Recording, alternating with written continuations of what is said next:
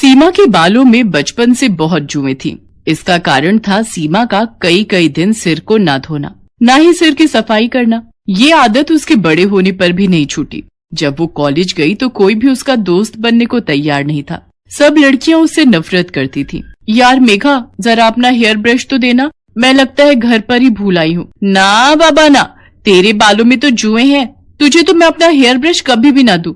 चल ज्योति, कॉलेज की छुट्टी हो गई है, घर जाते हुए रास्ते में गोलगप्पे खाते हुए जाएंगे। सीमा के सिर में जुएं होने के कारण हमेशा ही वो अपमानित होती थी, पर मजाल है जो वो अपना सिर साफ करवा ले। सीमा, ओ सीमा, ये सिर धोकर गीला तौलिया तूने स्टैंड पर टांगा है? हाँ माँ, वो सिर बहुत खुजली कर रहा था तो धोकर आई थी। सारा तौलिया जुओं से भरा हुआ है, सिर तो खुजली करेगा ही। कितनी बार कहा है सिर साफ करवा लिया कर, पर सुनती कहाँ है। पता नहीं इस लड़की के सिर की जुएं जाती ही क्यों नहीं है। वृंदा, जितनी जल्दी हो इसके सिर की जुएं साफ करवा दे। बड़े बूढ़े कहते हैं जिस लड़की की शादी के समय सिर में जुएं हो, शादी के बाद जुएं ब्याह जाती हैं, फिर उन्हें साफ करना बहुत मुश्किल होता है। क्या दादी, ऐसा कुछ नहीं होता है, आप बेकार में ही डरा रहे हो। सीमा की दादी चाहती थी कि सीमा किसी तरह अपने सिर की तरफ ध्यान दे दे, पर उसने एक कान से सुनकर दूसरे से निकाल दिया। आकाश नाम के लड़के से सीमा का रिश्ता तय हो जाता है, पर शादी के दिन मंडप में सीमा का हाथ बार बार अपने सिर में जा रहा था। क्या करूं, ये जुएं तो जैसे रेलगाड़ी की तरह सिर में दौड़ लगा रही हैं। जूड़ा होने के कारण उन्हें रेंगने के लिए जगह जो नहीं मिल रही होगी। अरे मत घूमो। सीमा, आकाश, एक दूसरे के गले में जयमाला पहनाओ। क्या हुआ सीमा, तुम बार बार अपने सिर में खुजली क्यों कर रही हो? वो पता नहीं, मेरे जूड़े में लगी पिनें चुभ रही हैं। कितनी बार इसे बोला था अपना सिर साफ कर ले, नहीं तो जुएं खुजली करेंगी, पर ये लड़की मेरी सुनती कहाँ है। अब शादी के बाद किस किस से छुपाएगी। सीमा की शादी हो जाती है, पर वो अपने सिर को हमेशा घूंघट से ढक कर रखती थी। सीमा बहू, तुम सचमुच बहुत संस्कारी हो, पर हमारे यहाँ सिर ढकने की कोई जरूरत नहीं है। हम अपनी बहुओं से पल्ला नहीं रखवाते। माँ जी, मुझे सिर पर पल्ला रखना अच्छा लगता है। सीमा जब अपने कमरे में जाती तो आकाश के सो जाने के बाद वो सिर को बुरी तरह खुजाने लगती। वो बाथरूम में खड़ी होकर अपनी जुओं वाली कंघी से सिर को काटने लगती, जो उसकी माँ ने उसे छुपाकर पर्स में रखने को दी थी। 2-3 दिन तक तो ठीक रहा, पर एक दिन आकाश अचानक चिल्ला उठा। माँ, मेरे सिर में बहुत खुजली हो रही है, लगता है कोई कीड़ा काट रहा है। क्या कीड़ा? जरा अपना सिर तो दिखा। हे भगवान आकाश, तेरे सिर में 2 जुएं चल रही हैं। जुएं? ऐसा कैसे हो सकता है माँ, हमारे घर में तो किसी को भी जुएं नहीं है। माँ, आपके बालों में भी एक जूं चल रही है, वो आपके सफेद बालों में साफ दिखाई दे रही है। क्या? पकड़ तो जरा। आकाश और उसकी माँ के सिर में भी जुएं पड़ जाती हैं। उस दिन तो बात छुप जाती है, पर एक दिन घर में कीर्तन हो रहा था। सब लोग उसमें ध्यान लगाए बैठे थे। सीमा ने डर के मारे सिर पर घूंघट डाले रखा, पर सबके बीच सीमा के सिर से साड़ी का घूंघट नीचे गिर जाता है। तभी एक पड़ोसन की नजर सीमा के सिर पर जाती है। हे भगवान सुषमा, तुम्हारी बहू के सिर में कितनी जुएं हैं। छी छी छी छी छी छी। राम राम राम, जुएं वाली बहू है सुषमा की। खबरदार जो मेरी बहू के खिलाफ एक लफ्ज भी बोला। अरे हो जाती हैं जुएं किसी न किसी के सिर में, पर इनसे छुटकारा भी तो पाया जा सकता है। तुम्हारी बहू बेटियों के सिर में कभी जुएं नहीं पड़ी, जो तुम मेरी बहू के पीछे पड़ गई हो। माँ जी कितनी अच्छी है जो मुझे सपोर्ट कर रही हैं। कहीं ना कहीं गलती तो मेरी ही है। अगर आज मैं अपना सिर साफ रखती तो मेरे सिर में जुएं ना होती, तो माँ जी को यूं अपमान न झेलना पड़ता। मैं जुओं का इलाज करूंगी, अपने सिर को बिल्कुल साफ रखूंगी। मैं माँ जी को निराश नहीं होने दूंगी। अगले दिन ही सीमा एक अच्छे स्किन के डॉक्टर से मिली और कुछ खाने और लगाने की अच्छी दवाइयाँ लिखवाकर उसने अपना ट्रीटमेंट शुरू किया। रेगुलर इलाज करने से धीरे धीरे सीमा के सिर की जुएं कम होने लगी, और एक दिन ऐसा आया जब उसके सिर में एक भी जू नहीं थी। उसका पूरा सिर साफ हो चुका था। थैंक यू डॉक्टर, आज आपके कारण मुझे अपने सिर की जुओं से छुटकारा मिल गया। सचमुच मेरा तो बहुत सिर दर्द रहता था, हर समय बेचैनी होती थी। सीमा बहुत खुश थी। आज उसने अपने सिर को घूंघट से नहीं ढका था। वो सम्मान से अपने साफ और सुंदर बाल खोलकर बेझिझक घूम सकती थी। ये देखकर सीमा की सास और आकाश बहुत खुश थे। सीमा की माँ और दादी को जब ये बात पता चलती है तो वो भी चैन की सांस लेते हैं कि आखिर सीमा ने अपने सिर की देखभाल के बारे में सोचकर हमेशा के लिए जुओं से छुटकारा पा लिया।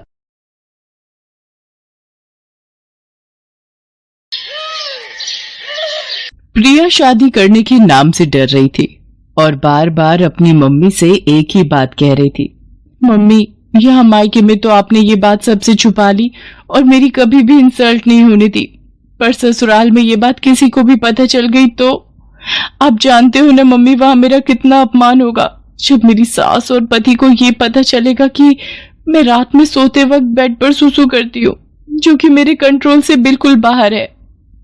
प्रिया बेटा, मैंने तेरी दवाइयां सूटकेस में रख दी हैं, तूने समय पर लेती रहना। तू घबरा मत, डॉक्टर ने भी तो यही बोला है ना कि तुम्हें तनाव बिल्कुल भी नहीं लेना है और रात को सोने से पहले सुसु करके सोना, तो तुम्हें ही परेशानी नहीं होगी। अपने खाने पीने का ध्यान रखना और सोते समय अपने मोबाइल में आधी रात का अलार्म भी लगा लेना, जैसे यहाँ लगाकर सोती हो। प्रिया उस वक्त माँ की बात को सुन लेती है, पर उसके मन में इस बात को लेकर बहुत डर और घबराहट पैदा हो रही थी। कुछ दिनों बाद प्रिया की शादी हो जाती है और वो अपने ससुराल आ जाती है। कुछ दिन तक प्रिया अपने फोन में अलार्म लगाकर सोती है तो सब कुछ ठीक चल रहा था, पर एक दिन प्रिया, अचानक मुझे ऑफिस के काम से बाहर जाना पड़ रहा है, पर मैं 2 दिन में वापस आ जाऊंगा। तुम इस बात को लेकर मेरे से नाराज तो नहीं होना? नहीं नहीं, मैं भला क्यों नाराज होने लगी, आपका काम पहले है, आप अच्छे से काम करके लौटना। अरे रवि बेटा, तू चिंता क्यों करता है, मैं हूं ना बहू का ख्याल रखने के लिए, हम दोनों सास बहू खूब मजे करेंगे। रवि काम से बाहर चला जाता है। उसी रात, प्रिया बेटा ये देख, मैंने हम दोनों के लिए कितनी बढ़िया वाली आइसक्रीम मंगवाई है, हम दोनों मिलकर खाते हैं। पर मैं तो आइसक्रीम खाती ही नहीं हूँ, क्योंकि ठंडी चीजें खाने से मुझे और ज्यादा सुसु आता है। पर माँ जी को मना कैसे करूं, उन्हें बुरा लगेगा, मुझे आइसक्रीम खानी पड़ेगी। है ना कितनी बढ़िया वाली आइसक्रीम, हमारे यहाँ की मशहूर आइसक्रीम है। एक काम करो, जब तक रवि वापस नहीं लौटता हम दोनों सास बहू एक ही कमरे में सो जाती हैं, रात को सोते समय गप्पे मारेंगे। जी जी ठीक है माँ जी, जैसा आप कहें। अब क्या करूं, मुझे माँ जी के साथ सोना पड़ेगा, कहीं रात में मेरा सूसू निकल गया तो मेरी तो सारी सच्चाई माँ जी और रवि के सामने आ जाएगी। उस रात प्रिया 2 बार अलार्म लगाकर सोई थी, इसलिए वो रात में 2 बार बाथरूम हो आई थी, पर चिंता और डर से वो पूरी रात सो नहीं पाई थी। वो रात तो जैसे तैसे कट गई। अगली रात जब प्रिया अपनी सास के साथ सोई तो उसका फोन चार्ज नहीं था, इस वजह से उसकी बैटरी खत्म हो गई और फोन स्विच ऑफ हो गया। प्रिया गहरी नींद में थी तो उसे पता ही नहीं चला कि उसे रात में उठकर बाथरूम जाना है। अगली सुबह जब प्रिया सोकर उठती है, उसका पूरा बिस्तर गीला था। घबराहट से उसके पसीने छूटने लगते हैं। प्रिया की सास ये सब देख लेती है और गुस्से में प्रिया पर चिल्ला पड़ती है। इतनी देर में रवि भी वापस आ जाता है। रवि बेटा, हम बेड पर सूसू करने वाली बहू ले आए हैं, मुझे तो सचमुच इसे अपनी बहू कहते हुए शर्म आ रही है। दुनियादारी और समाज में किसी को भी पता चल गया तो सब लोग हम पर हंसेंगे। अब मैं इसका क्या करूं, इसके माँ बाप ने भी हमसे इस बात को छुपाया और तो और इसने भी हमसे इतनी बड़ी बात छुपाई, मुझे तो कुछ समझ में नहीं आ रहा है। मैं तो कहती हूँ इसे अभी के अभी इसकी माँ के घर भेज दे। अब तू ही इससे बात कर। माँ, मैं ये बात जानता हूं, मुझे पता है कि प्रिया को रात में बेड पर सूसू करने की आदत है। क्या तू ये बात जानता है और तूने ये बात मुझसे छुपाई? आते ही बीवी का गुलाम हो गया।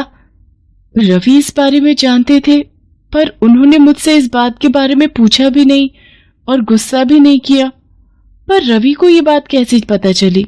मैं तो रोजाना अलार्म लगाकर सोती हूँ।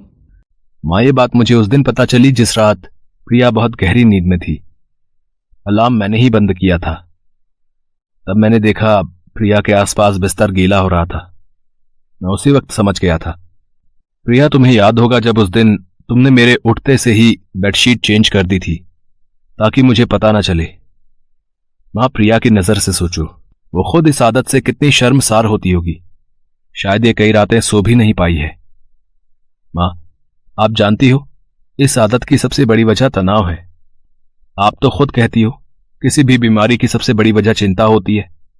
और माँ, हम कितनी बीमारियों का शिकार होते हैं, और उन्हें ठीक करने के लिए इलाज के साथ साथ हमें अपनों के सहयोग की भी तो जरूरत होती है। तभी तो हम बीमारी से लड़कर ठीक हो पाते हैं। माँ, इस वक्त प्रिया जिस जगह खड़ी है, शायद हम दोनों उसका अंदाजा भी नहीं लगा सकते। इस वक्त प्रिया को हम दोनों के सहयोग की बहुत जरूरत है। अच्छा माँ, एक बात बताओ, अगर यही आदत मुझ में होती तो फिर तुम क्या करती? मेरे ठीक होने में मेरी मदद करती, या फिर मुझ पर गुस्सा करके मुझे घर से निकाल देती? माँ, अगर आप प्रिया को इस घर में नहीं रख सकती तो मैं प्रिया को लेकर कहीं और चला जाऊंगा। रवि की बातों को सुनकर प्रिया की आंखों में आंसू भर आते हैं और वो रो पड़ती है। सचमुच रवि एक अच्छा पति होने के साथ साथ एक अच्छा इंसान भी था। मुझे माफ कर दे बेटा, तू ये घर छोड़कर चला जाएगा तो मैं किसके सहारे रहूंगी। मुझसे बहुत बड़ी गलती हो गई प्रिया बहू, मुझे माफ कर दो। मुझे तुम्हें समझना चाहिए था, न कि तुम्हारी कमी को ढूंढना चाहिए था। एक माँ होकर भी मैं तुम्हारी परेशानी को समझ नहीं पाई। नहीं माँ जी, आप मेरी माँ हो और माँ कभी अपने बच्चों से माफी नहीं मांगती। मैं सचमुच कितनी भाग्यशाली हूँ जो मुझे पति के रूप में रवि और माँ के रूप में आप मिले। प्रिया अपनी सास के गले लग जाती है। ये देखकर रवि भी बहुत खुश होता है। प्रिया अब रात में तरल पदार्थ ज्यादा नहीं लेती थी और समय पर सोती थी। प्रिया रात में कभी अलार्म से न उठ पाए तो रवि उसे उठा देता था ताकि प्रिया को रात में कोई परेशानी ना हो। प्रिया की सास और रवि प्रिया को खुश रखते थे। धीरे धीरे रवि और सास के सहयोग से कुछ समय में ही प्रिया की ये आदत पूरी तरह से छूट जाती है। Thanks for watching.